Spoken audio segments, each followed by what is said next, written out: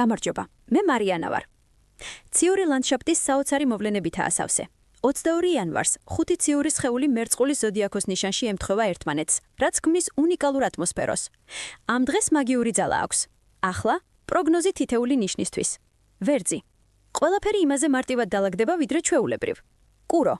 მოსალოდნელია საუბარი ახალ ამოცანებზე ან პასუხისმგებლობის ზონის გაფართოებაზე. ტყუპები. ნუ უგულებელყომთ განახლების მოთხოვნილებას. კირჩხიბი.